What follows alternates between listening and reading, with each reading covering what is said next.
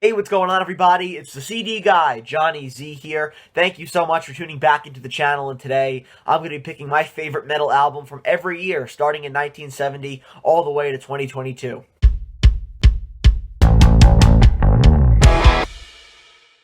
All right, let's get things started here with 1970, the year it all began. I'm going to go with Black Sabbath and Paranoid, their sophomore record, and I just as easily could have gone with their debut, which really did get the ball rolling on heavy metal and pioneer metal for years to come, as we know and love it today. But this is the album that made them household names, made them superstars right after their debut, which was so different for the time. They followed things up in the same year with an album that's even better, in my opinion, and there's a reason why, even to this day, a number of tracks are still played on classic rock radio daily, like War Pigs, Paranoid, Planet Caravan, Iron Man, Fairies Wear Boots, Electric Funeral, Hand of Doom is a great deep cut as well. Just so many fantastic songs on here. Honorable mentions go out to their debut, as well as Deep Purple and Rock, two fantastic records. But in my opinion, when it comes to the best album from 1970, it's got to be Paranoid by Black Sabbath. Best album of 1971 has got to be Led Zeppelin 4. Led Zeppelin's so important to the early stages of heavy metal, in my opinion, and Zeppelin 4 is an iconic record for many reasons, right? Of course, you have some incredible tracks on here from top to bottom. Really, it's a perfect album, right? Black Dog, Rock and Roll, Battle of Evermore, Stairway to Heaven, regarded by many as the greatest classic rock song of all time, Misty Mountaintop, Four Sticks, Going to California, and When the Levee Breaks. Just from top to bottom here, every song is fantastic. But for me, the reason I love this album so much is because it just has such a great flow to it. Every song has its own place on the album, and it's got great diversity to it as well. So it's such an easy album to listen to, in my opinion. Is Led Zeppelin 4 iconic stuff? I do want to give a shout out though to Master of Reality and Killer by Black Sabbath and Alice Cooper, respectively. Two fantastic records from 1971, but in my opinion, Led Zeppelin 4 is the best. Back to Black Sabbath here for 1972. Black Sabbath really did dominate the early to mid 70s, so my favorite album of this year has got to be Volume 4. Such a doomy, sludgy record that would help pioneer the doom and sludge metal subgenres, and, in my opinion, it's their heaviest album of all time, with tracks on here like Wheels of Confusion, Tomorrow's Dream, Supernaut, Snowblind, Cornucopia, St. Vitus's Dance, Under the Sun, Laguna Sunrise, just really heavy, doomy stuff on here. Then, of course, also you have Changes, which is very different for Sabbath at the time, but remains a classic to this day. So from top to bottom here, every song is incredible. Sabbath were on such a roll, on such a great streak of records from their debut through Volume 4 and so on and so forth. But for 1972 here, I gotta go with Volume 4. Some other albums I could have gone with include Deep Purple and Rock and Squawk by Budgie, but in my opinion, it doesn't get any better than Volume 4 for 1972. 1973 was a really difficult year because, with releases like Houses of the Holy by Led Zeppelin, Aerosmith's debut record, so many fantastic albums to choose from. It was very difficult to pick a favorite from 1973, but I think I'm going to have to go back to Black Sabbath here with Sabbath Bloody Sabbath. There's more classic Black Sabbath here in the early to mid 70s that really did define the heavy metal genre for many, many years. Black Sabbath dominated that scene, with songs on here like Sabbath Bloody Sabbath, A National Acrobat, Sabracadabra. Killing Yourself to Live is fantastic. Looking for Today, Spiral Architect to close things out. Amazing riffs by Tony Iommi, great vocals by Ozzy, great lyrics by Geezer, and awesome drumming by Bill Ward. What more could you ask for from Black Sabbath here with Sabbath Bloody Sabbath, my favorite of 1973. We're going to take a break here from Black Sabbath for 1974, and I'm going to go with Burn by Deep Purple. This is, of course, the first album of the Mark III lineup, featuring the debut in Deep Purple of David Coverdale and Glenn Hughes, replacing Ian Gillan and Roger Glover. Deep Purple reinventing themselves once again with a near perfect record, in my opinion. Burn, Might Just Take Your Life, Lay Down, Stay Down, Sail Away, You Fool No One, What's Going On Here, and Mistreated are all top shelf Deep Purple material, in my opinion. So it's an absolutely killer album here from 1974, my favorite of the year, which was, again, another loaded year, right? You have Kiss's self-titled debut, as well as Rush's debut album, too. And I guess soon as honorable mentions here, but in my opinion, the best record from 1974 has got to be Deep Purple's Burn, showing that they can once again reinvent themselves with a different lineup, different sound, different everything here. Just great, great stuff by the band.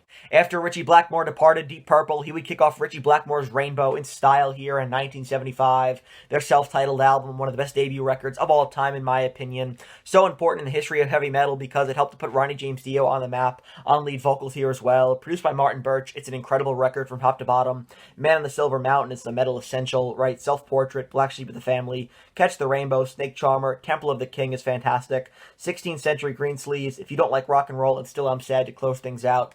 It's all great great stuff. It's all incredible here. From 1975, gotta go with Ritchie Blackmore's Rainbow, their debut record. Judas Priest burst on the scene with their debut album Rock-a-Rolla, but really didn't come into their own until the release of Sad Wings of Destiny in 1976 here. In my opinion, it's the album of the year, right? So many essential Priest tracks from their early years, like The Ripper, Victim of Changes, Dreamer Deceiver, Tyrant, Genocide as well. Want to give an honorable mention to Destroyer by Kiss, another fantastic record, a juggernaut of an album released that same year, but in my opinion, my personal favorite from 1976 is Sad Wings of Destiny by Judas Priest. Just an absolute metal essential in my opinion. Classic Judas Priest, and they would only get better from there. If you remember back to our Merry Kissmas special when I counted down the studio albums of Kiss from worst to best a couple months ago, you remember my favorite Kiss record is 1977's Love Gun. I mean, just a fantastic record from top to bottom that, in my opinion, trumps Destroyer as their greatest studio effort. Every song on here is fantastic, except for And Then She Kissed Me to close things out. But, you know, from tracks 1 through 9, this is an incredible record that really does show off the best of the original lineup of Kiss, in my opinion. So, fantastic work here on this record by Kiss. And I do want to give some honorable mentions for 1977 to Battered to Hell by Meatloaf, as well as Let There Be Rock by AC/DC.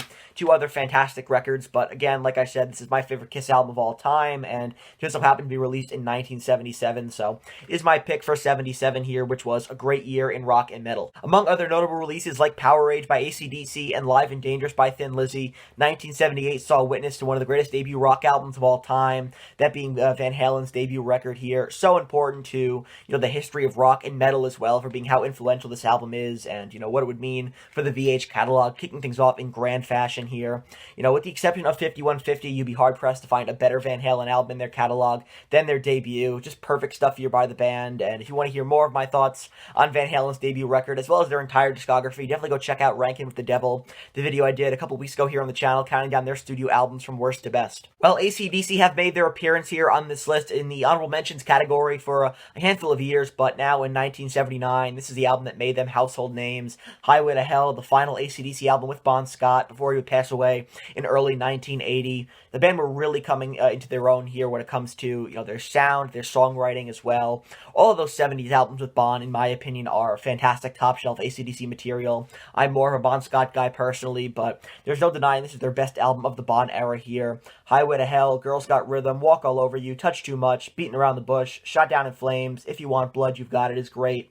Love Hungry Man, and the great bluesy, brooding Night Prowler to close things out. Just a killer record here, and I do want to give some special recognition as well to two honorable mentions, that being Love Drive by the Scorpions and Hellbent for Leather by Judas Priest, my favorite Priest album of all time.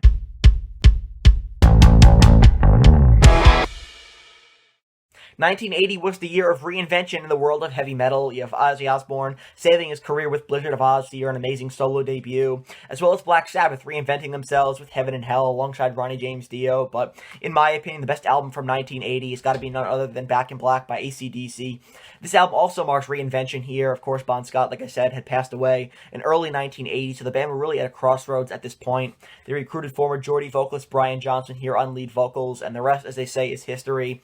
An incredible record that took them from household names to absolute superstars, and, from top to bottom here, Hell's Bells, Shoot to Thrill, What Do You Do for Money, Honey, Giving the Dog a Bone, Back in Black, You Shook Me All Night Long, Have a Drink on Me, Rock and Roll Ain't Noise Pollution, produced by Mutt Lange. It's an incredible record here, absolutely killer, all killer, no filler, as they say, and this is the reason, again, why, so many of these songs are played on classic rock radio, because of how timeless this album is. Just great stuff here by AC/DC in 1980 with Back in Black. From 1981, I'm going to have to go with Moving Pictures by Rush here. I mean, just an incredible record. The follow-up to Permanent Waves from 1980, and the band firing on all cylinders in the studio. This is one of the greatest heavy metal albums of all time, as well as being one of the best prog albums ever made, in my opinion. Looking at the track listing here, I mean, every song is fantastic, but some standouts include Tom Sawyer, YYZ, Limelight as well, The Camera Eye, Witch Hunt, Vital Signs, produced by Rush and Terry Brown. This album is incredible from top to bottom, like I said. An absolute metal essential here by Rush in 1981. In my opinion, the album of the year. Gotta go with Moving Pictures. By 1982, the new wave of British heavy metal had really taken off in North America, so that begs the question, how do I possibly choose between albums like Number of the Beast by Iron Maiden, Scream for Vengeance by Judas Priest, and Blackout by the Scorpions? Well, I'm not proud of myself, but ultimately I decided to go here with Number of the Beast by Iron Maiden, the first studio album with Maiden to feature Bruce Dickinson, formerly really of Samson on lead vocals here, replacing Paul Di'Anno, and really taking the band to the next level, in my opinion.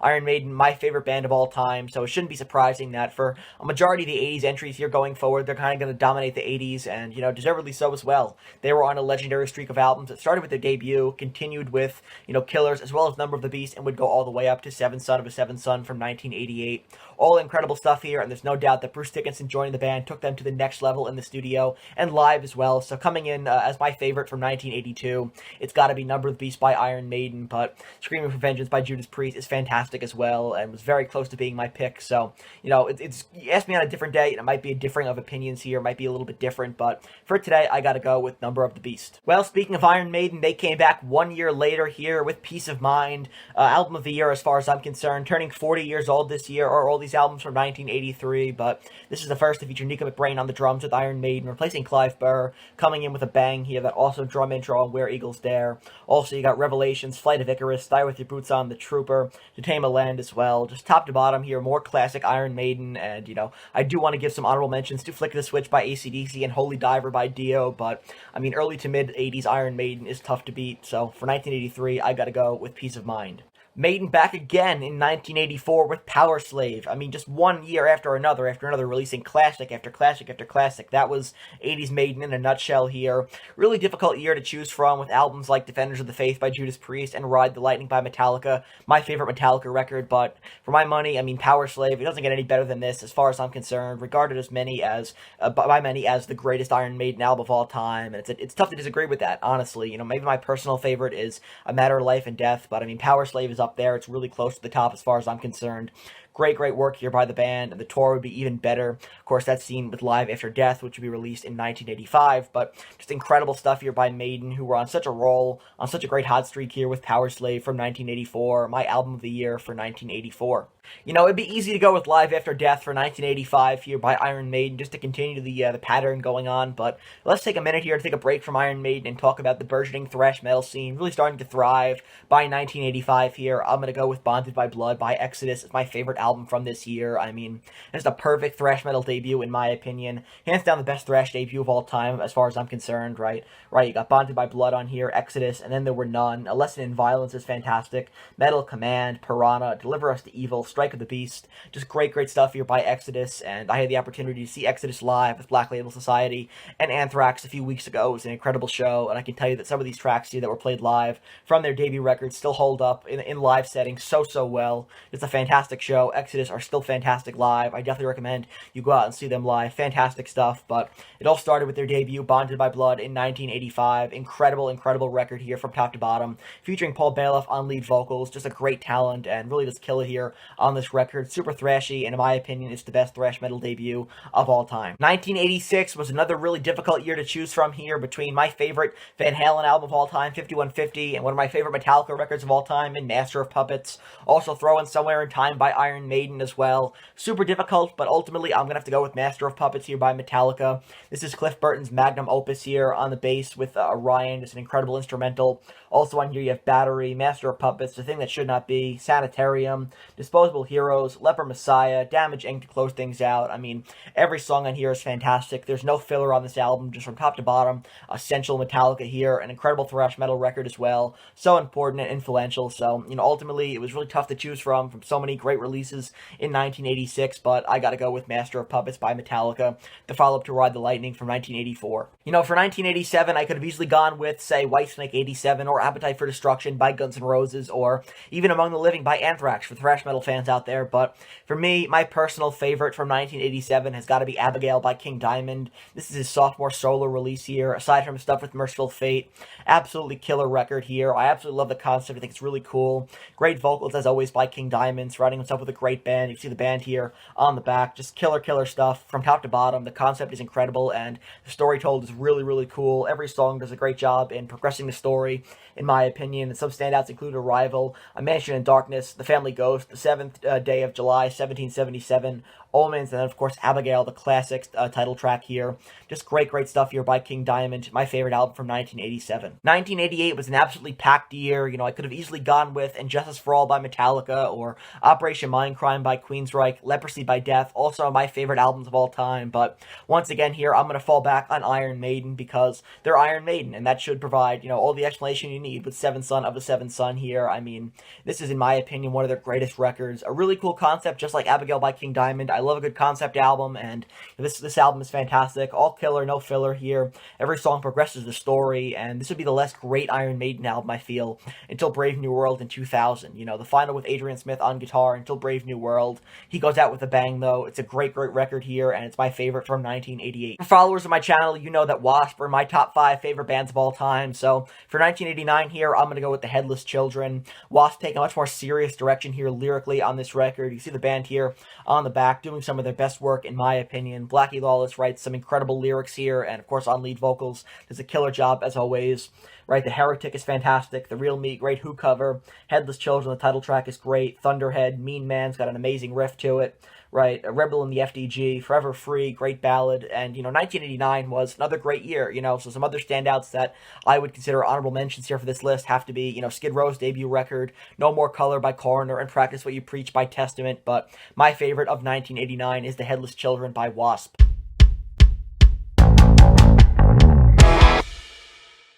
This just gets harder and harder, man, as we continue through the decade. Starting a new decade here with 1990, you might ask, how could I possibly pick an album over Rust in Peace by Megadeth, or Danzig 2, or Cowboys from Hell by Pantera? But the answer to that is because Painkiller by Judas Priest exists. I mean, one of my favorite albums of all time. Judas Priest absolutely nail it out of the park here with a great return to form album after 2 commercially accessible records in Ram It Down and Turbo that really marked a departure from the classic Priest sound. They were back raging in the studio, better than ever as far as I'm concerned. This is the peak of Rob Halford's vocals, in my opinion, and the whole band are just absolutely on fire here with great tracks like Painkiller, Hell Patrol, All Guns Blazing, Leather Rebel, Metal Meltdown, right, Nightcrawler, Between the Hammer and the Anvil is a killer deep cut.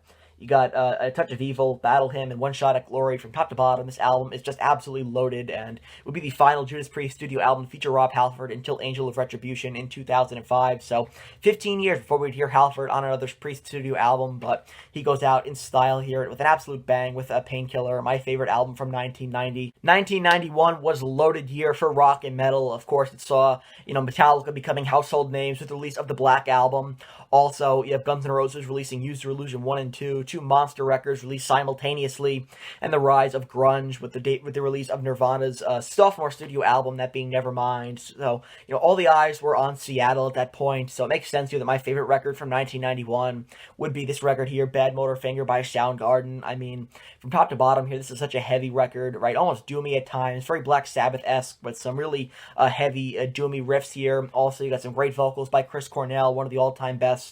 I've always considered, when it comes to the grunge, the big 4 of grunge, that being Alice in Chains, Nirvana, Pearl Jam, and Soundgarden, that, I've always thought Alice in Chains and Soundgarden were more on the metal side of things than rock, so I did want to put this here as my favorite from 1991, but ultimately, it's such a hard decision because there were so many great marquee releases in 1991. Want to give a shout out to the Black Album by Metallica, and 1916 by Motorhead as well, my favorite Motorhead album released in 1991, but, ultimately, so many great albums to choose from, but I'm going to have to go with Bad Motorfinger by Soundgarden. For 1992, this wasn't hard at all. My favorite album of all time, released in 1992. That is The Crimson Idol here by Wasp.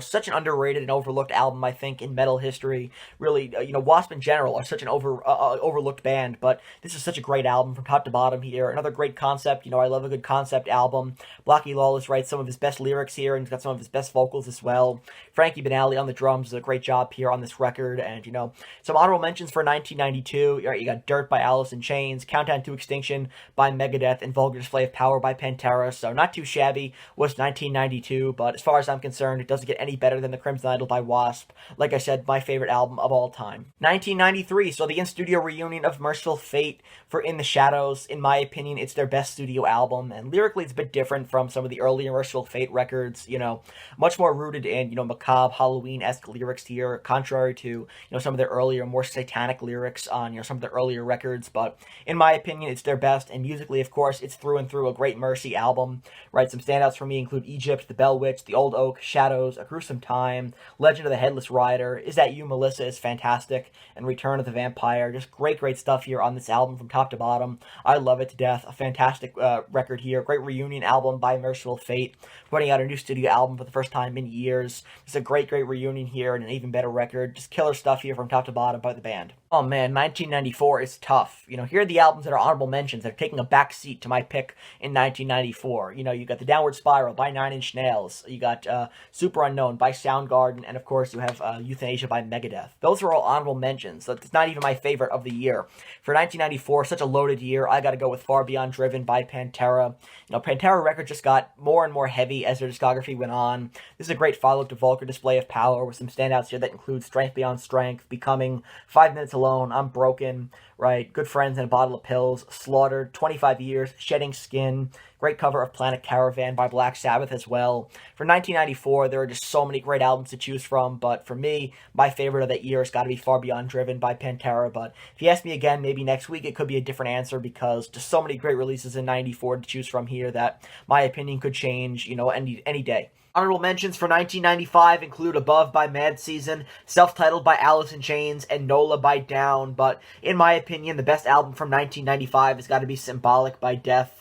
Just a perfect album here from top to bottom. In my opinion, it's their best. And if you want to hear more on my thoughts on the Death catalog, definitely go check out Ranking Bloody Gore when I counted down the studio albums of Death from worst to best. I will link to that video in the comments below. But this is just an incredible album here, just top to bottom. Every song is an absolute banger, right? Symbolic, Zero Tolerance, Empty Words, Sacred Serenity, 1,000 Eyes, Without Judgment, Crystal Mountain, one of my favorite Death songs of all time.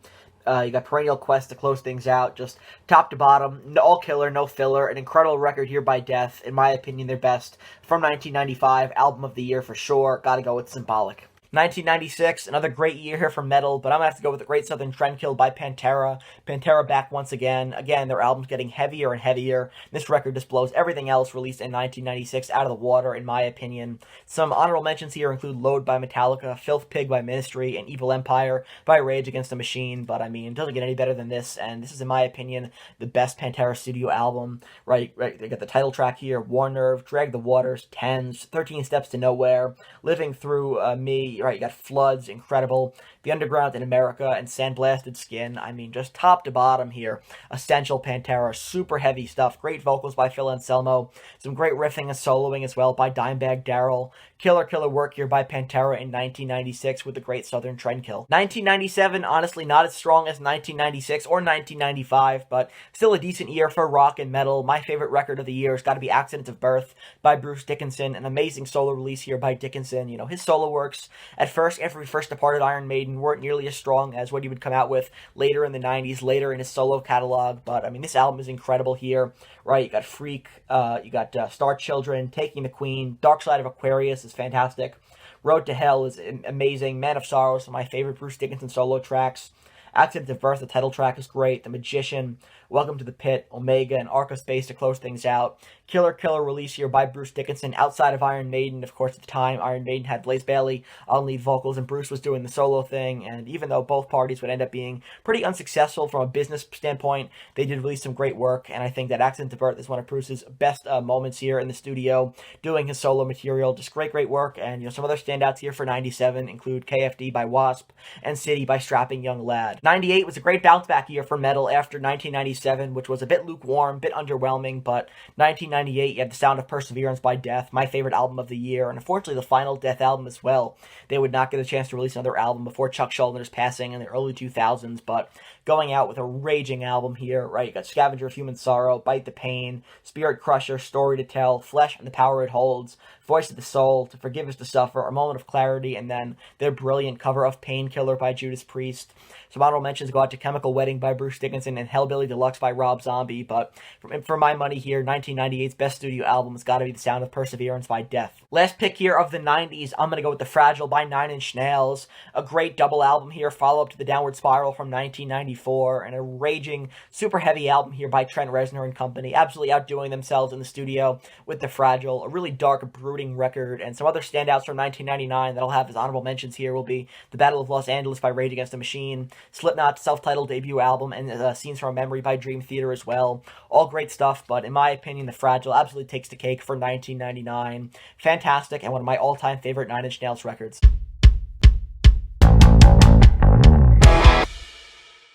We are now in the 21st century with Brave New World coming in as my favorite from 2000.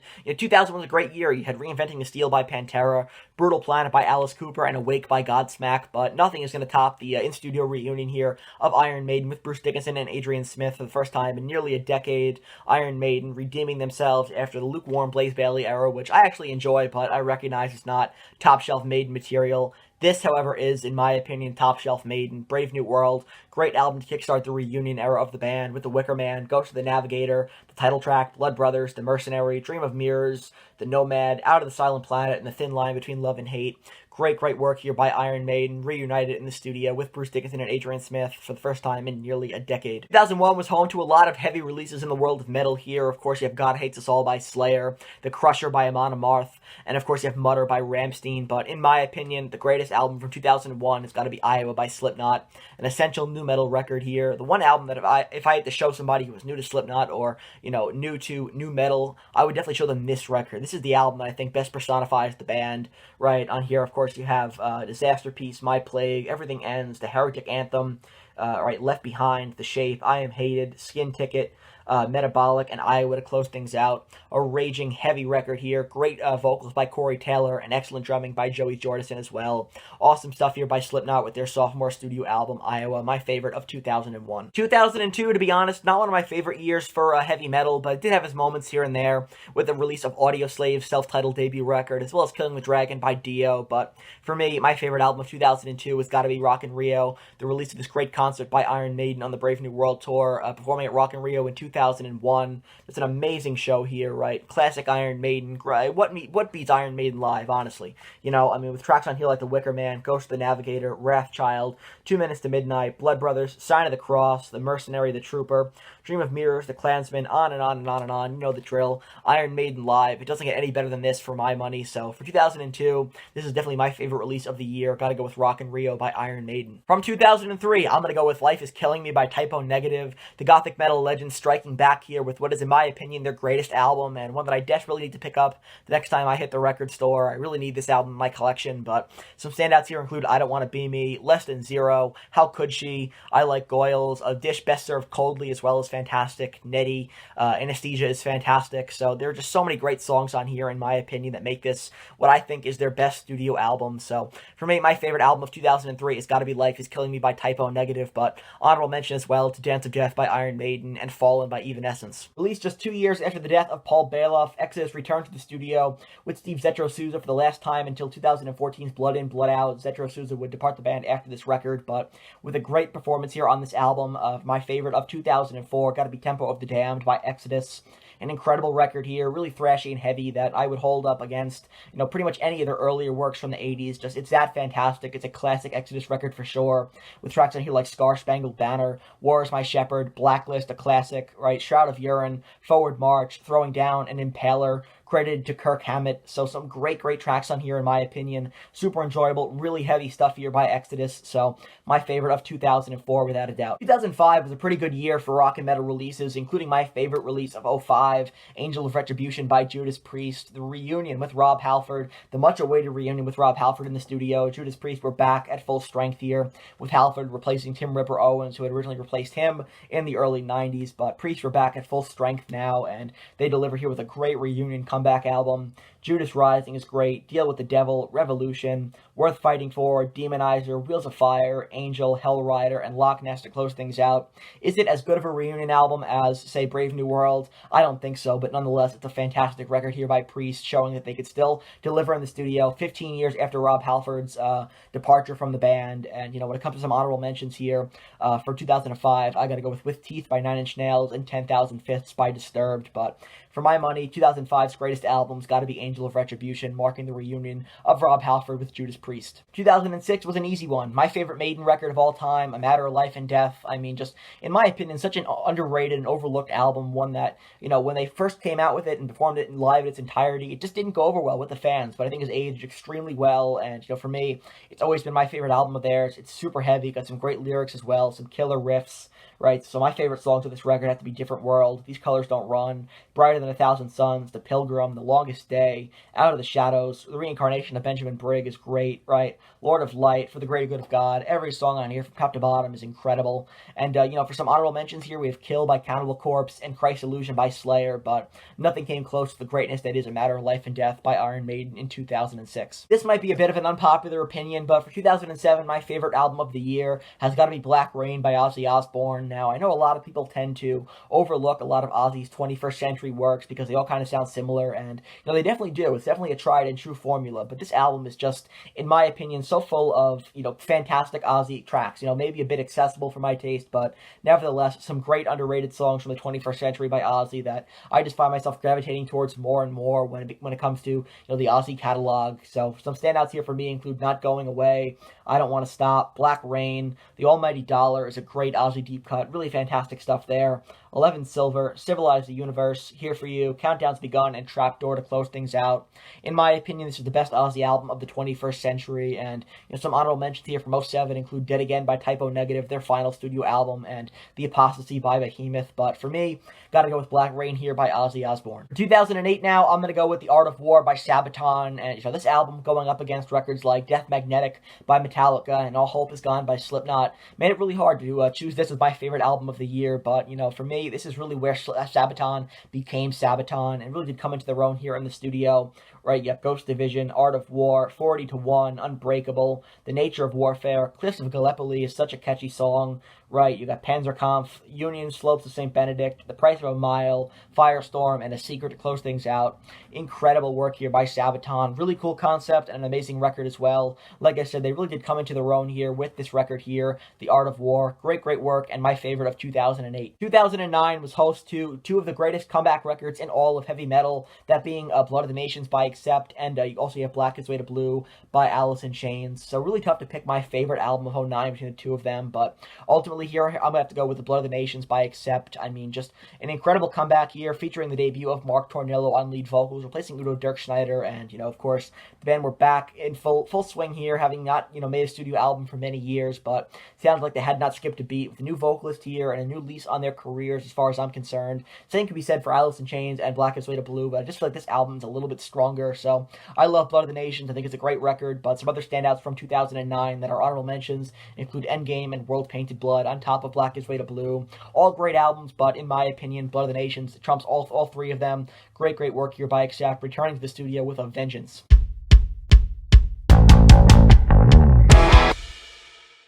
Moving on now to the 2010s, I'm going to go with Ghost and their debut record, Opus Eponymous. An incredible album here that marked, Ghost making their first impression in the studio. Some standouts for me include Ritual, Elizabeth, right? You have Death Knell, Prime Mover, and a great cover of Here Comes the Sun by the Beatles. Really making that song their own, I think. Doing a fantastic job was Ghost, and this was only the beginning for them. They would make their mark in a major way on the metal scene going forward here, but a great start here, a great debut album. Got to go with Opus Eponymous, and, some other standouts here, some honorable mentions for 2010. Include Final Frontier by Iron Maiden and Mechanized by Fear Factory. Two great albums, but in my opinion, Ghost took the cake in 2010. 2011 now, let's go with Worship Music by Anthrax. A great return to form, reunion for the band, marking the first time Joey Belladonna would record in the studio with Anthrax since the 90s. Joey was back here in the studio with a vengeance, in my opinion, and Anthrax sound as motivated as ever in the studio as well, with their best studio album in, nearly 2 decades, right? Got Worship here, Hell on Earth, or Earth on Hell, I should say.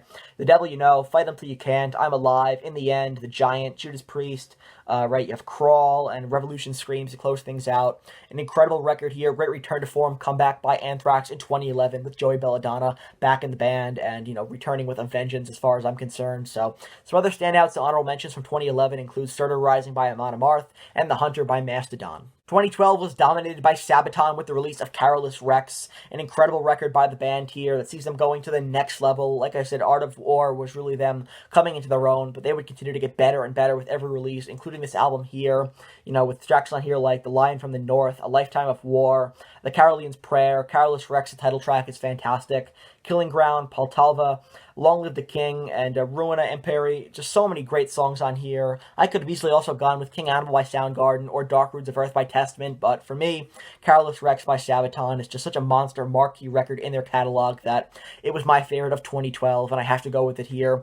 Great, great stuff by Sabaton. Honorable mentions for 2013 include The Devil Put Dinosaurs Here by Alice in Chains, Hesitation Marks by Nine Inch Nails, and the criminally underrated Lay My Soul to Waste by A Pale Horse Named Death. Definitely check that one out, but for me, my favorite of 2013 has got to be 13 by Black Sabbath, the final Black Sabbath studio album, and one that I think a lot of people tend to dislike because it was very much paint by numbers Sabbath, but if you look at it from a different perspective, and you look at it from, this is Black Sabbath paying tribute to their classic sound, a lot of their classic material, as their way of, closing the chapter on their discography, I think that definitely does put this album in a whole new light, and so for me, that's why I enjoy this album so much. Of course, it would have been a lot better had Bill Ward been on the drums, but take that up with Sharon Osbourne. Still some killer tracks on here, some great Iommi riffs, and honestly sounds incredible on lead vocals. Some standouts include End of the Beginning, God is Dead, Loner, you got Age of Reason, Live Forever, Damaged Soul, and Dear Father. Top to bottom here, great farewell album for Black Sabbath from 2013. Following that up with another farewell album here in 2014, I'm going to go with The Serpent and the Sphere by Agalloch, and this would be their final studio album, but they go out with an incredible record. Bookended between two epics, that being the birth and death of the Pillars of Creation and Plateau of the Ages. This album is incredible, with great elements here of doom metal as well as black metal, so fantastic stuff. Unfortunately, it would be their last record, but I do want to give some honorable mentions here in 2014 as well, to Self-Titled by Baby Metal. Also here, of course, you have Point 5, The Great Chapter by Slipknot. All fantastic stuff, but for me, The Serpent and the Sphere by Agalloch is one of their best albums, and unfortunately would be their last. For 2015, we have The Book of Souls by Iron Maiden, my favorite of the year. This was my first Iron Maiden album as a fan. I was very excited for the release of this record here, and it's just fantastic, right? If Eternity Should Fail, Speed of Light, The Great Unknown, The Red and the Black, When the River Runs Deep, The Book of Souls, Death or Glory, Shadows of the Valley, Tears of a Clown, The Man of Sorrows, and the 18-minute epic Empire of the Clouds, which seems to fly by.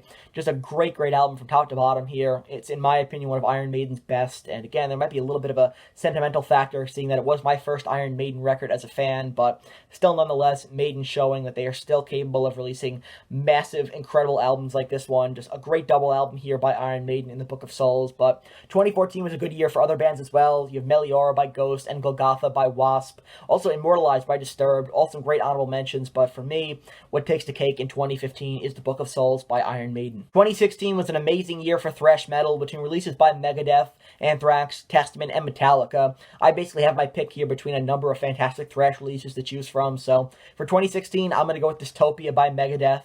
In my opinion, their best 21st century album. Yes, I do think it's better than The Sick, the Dying, and the Dead, that just came out last year. That's a great album as well, but not as good as Dystopia for my money. A super heavy record here, got some great riffs, and some really angry vocals by Dave Mustaine as well. The Threat is Real is a modern Megadeth classic, right? Dystopia, the title track, is great. Fatal Illusion, Death from Within, Bullet to the Brain, Post-American World, Poisonous Shadows, really atmospheric track, super catchy as well. Conquer or Die, Lying in State, Foreign Policy, great album closer, so many great songs on here, and, honestly, 2016, this could have gone to a number of great thrash releases. Just a fantastic year for thrash in general, but my favorite of 2016 has got to go to Megadeth with Dystopia. Next, in 2017, I'm going to go with Black Laden Crown by Danzig, the best Danzig record in, decades, in my opinion here. He absolutely delivers in the studio with what I would consider to be a great comeback album, considering he's bouncing back here in a major way with this record. So many modern-day Danzig classics on this album, like the title track, Black Laden Crown, got Eye-Dripping Fire, Devil on Highway 9 is really fun, Last Ride, The Witching Hour, But a Nightmare is fantastic, Skulls and Daisies, right, Blackness Falls, and Pull the Sun. So many great tracks on here, in my opinion. Some great modern-day Danzig material that I really gravitate towards, I think is, like I said, some of his best material in years. So, great stuff here by Danzig in 2017 with the release of Black Laden Crown. Hopefully not his last studio album, but if it is, he goes out with an incredible record. Still to this day, the most recent Judas Priest album, although they are working on a new album right now. My favorite of 2018 has got to be Firepower. Love my signed copy here, but just a great record from top to bottom, in my opinion. You know, you have Firepower, Lightning Strikes, Evil Never Dies, Never the Heroes, Children of the Sun is great, Rising from the Ruins. Definitely some filler on here, I'd say, but I think the strong tracks definitely do make up for it, right? Sea of Red, Lone Wolf as well. So some great stuff on here by Judas Priest. You know, they sounded as vigorous as ever in the studio for this record. Really great performance here by Rob Halford and company. So, you know, when it comes to the best records of 2018, Firepower is right at the top of the discussion for me. My favorite record of the year, and some honorable mentions go to Prequel by Ghost and The Wake by Voivod. 2019's The Great War was my introduction to Sabaton, so it is my favorite album of the year, with tracks on here like The Future of Warfare, and just right away after hearing that track, I was hooked. But also here you have Seven Pillars of Wisdom, 82nd All the Way, Attack of the Dead Men, Devil Dogs, Red Baron, Great War, A Ghost in the Trenches, Fields of Verdun, The End of the War to End All Wars, and In Flanders Fields to close things out. What a great record here from top to bottom. I absolutely love it. It's my favorite Sabaton album of all time. You know, it was going to be really hard for the band to top this record with their most recent record from 2022, The War to End All Wars, and they came close, but I still think, nonetheless, this is my favorite album of theirs, hands down the best from 2019, but I do want to give a very close honorable mention to We Are Not Your Kind by Slipknot, another fantastic release from 2019, but for me, I just love The Great War by Sabaton, my introduction to the band, and my favorite from 2019.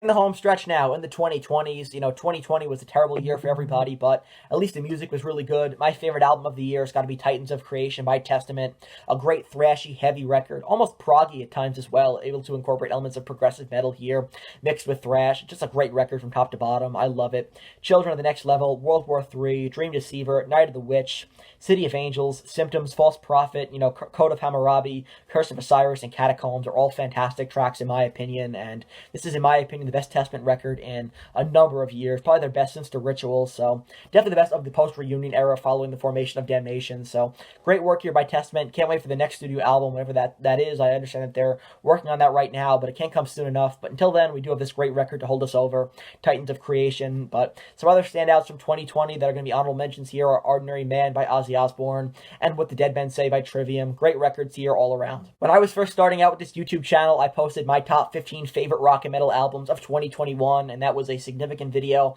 in the growth of this channel, but just like I said then, I'll say it again here. My favorite record of 2021 has got to be Senjutsu by Iron Maiden. They're my favorite band. They could give me anything at this point. I think it'd probably be my favorite of the year because, you know, you have to wait 5 years for a new Iron Maiden record. You wait with bated breath. You're so excited, and when it finally drops, I mean, it's new Maiden, and if you're a fan of Iron Maiden, you know exactly what I'm talking about. Just a feeling unlike anything in the world when new Maiden comes out, and Senjutsu absolutely delivered in my opinion, even though got a bit of a mixed reception from, you know, some fans, but for me, I really love it, and I think it's a great record from top to bottom, a great double album here, and some other really awesome standouts. Some honorable mentions from 2021 include The Lunar Injection, Kool-Aid Eclipse Conspiracy by Rob Zombie, Halloween, and In the Court of the Dragon by Trivium. Some great records here in 2021, but in my opinion, there's none better than Senjutsu by Iron Maiden. And finally, last one here from 2022, I gotta go with Pantera by Ghost. Now, if you remember when I did my album ranking video for the end of the year last year, I said that The End So Far by Slipknot was my favorite album of 2022, but between then and now, I've flip-flopped, and Pantera is now my favorite, but I still do listen to Pantera and The End So Far pretty often, so they are very close together, and, you know, you can ask me this question again next month, and I could have The End So Far as my favorite once again, but right now, I think Pantera has the edge over Slipknot. Just a great record here, and Ghost, you know, continuing to improve and get bigger and bigger with every release here, but still releasing quality content as far as I'm concerned. Perhaps their best album yet, right? Kazarian is great, Spillways, Call Me Little Sunshine, my favorite song of 2022, Hunter's Moon, Watcher in the Sky, right? 20s is fantastic. Darkness at the Heart of My Love. Didn't like it at first, but it really grew on me. Also here you have Griftwood and Bite of Passage, so some great songs on here that make it one of Ghost's best albums to date, my favorite of 2022. So that wraps up this list here from 1970 to 2022, counting down my favorite album from each year, 52 years of heavy metal, and I desperately need to drink a glass of water now. That was a lot of talking, but if you enjoyed this video, please give it a thumbs up, subscribe to the channel down below. We are just 6 subscribers away from hitting my goal of 1,200 subscribers, so if you've not subscribed to the channel, please do so. Every subscriber counts. Be sure to turn on the bell for notifications to be notified notified of a new upload as well. And later down in the comments below, what is your favorite decade in heavy metal? If you want to go all 50 years and tell me your favorite albums from all 50 years, go right ahead. But if you want to pick one decade and give me your favorites from that decade, or just tell me your favorite decade in metal, I'd be very interested in hearing what you guys have to say. So let me know all that good stuff down in the comments. And until next time, it's the CD guy, Johnny Z, signing off. Take care, everybody.